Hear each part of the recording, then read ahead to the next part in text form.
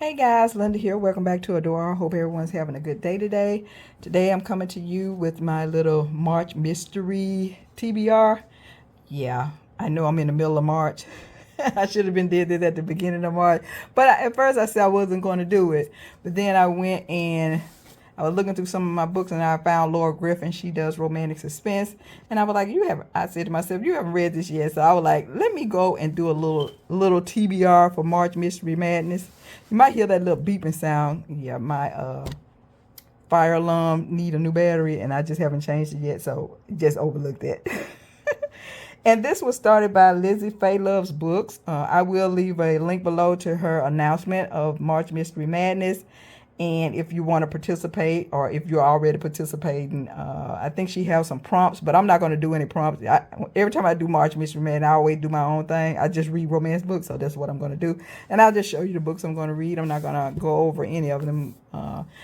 I'll show you the back of them, and you can read it.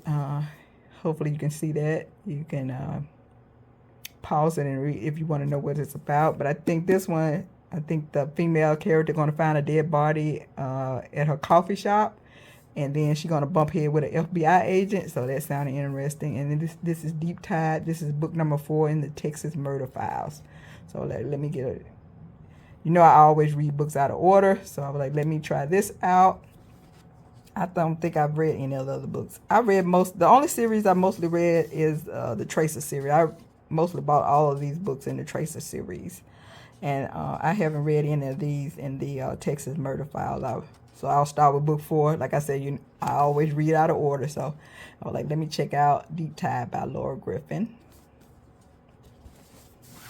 Next up, I had a Harlequin Intrigue. I've always wanted to read Julianne Lindsey, but I never read anything yet. So I was like, let me give this one a try. This is Harlequin Intrigue, Deadly Cover-Up by Julianne Lindsey. And there's the back. Can they uncover the truth before a hidden killer finds them? Sounding interesting. How many pages in here? Just 251 pages. I don't know if I'm gonna get to this one, but I will try. But if I don't, I'll just add it to my regular TBR. And then I have Victoria Thompson's Murder on Astor Place and Murder on St. Mark's Place. Both of these are Gaslight mysteries. This is book number 1, Murder on Astor Place. And I think I mentioned that I like Victoria Thompson. She does historical romances. And I found out that she was doing a little murder mystery series. I was like, let me check it out. I hope it's good. I don't know if it's a romance. It might be. Let's see. You can read the back there. I see she's going to have, I see a man, Sergeant Frank Mallory. So maybe it is going to be a little romance. Maybe she's going to have something going on with the police officer here. Maybe. I don't know. So this is book 1. I know I'm going to read this. And then I don't know if I'm going to read book 2. If book 1 is really good, then I'll read book 2. But I think I got both of these off a paperback swap. I wish I had both of them either in this size or this size. I wish both of them were either the same size, but yeah, there you go. And then last but not least, I got Heels to Protect by Sharon C. Cooper. Look at that cover. It's a beautiful cover. I think I bought this for the cover. I like the water running down. I like that. And there's the back of that, if you want to check it out. I'm going to give that a try. But I know I'm going to read this. I'm trying to get this, read this, and try to read this. And then if I have enough time before March is out, I will try to read this one. And these other two, I might just put on my, I'm going to add these to the regular TBR. To be read, because I do want to read Julianne Lindsey. I am going to add this to my regular TBR. But these are the 3 books I'm actually going to try to finish by March. If not, hopefully I'll finish 2 of them. We'll see. And then I'm also reading, this is on my regular TBR, Amanda Bouchette, Night Chaser. This is really good. So I'm going to go ahead and buy the second book. I didn't buy the second book because, look, I've been burnt a lot of time buying the whole series before I even read the first book. But I was like, nope. let me check out the first book, see do I like it, and then I'll get the second book. And this is really catching my interest. This is on the female in this owns her own spaceship. This is set in outer space. I like books set in outer space because she's the captain of her own ship, and then she's going to meet this guy, Shay Ganovan, and he's like a bounty hunter, and he's going to find out that she has a bounty on her head. She got a very high bounty on her head because she robs from the rich and she be giving to the poor. And also, she got a bounty on her head for another reason, but I don't want to spoil it for anybody who wants to read this.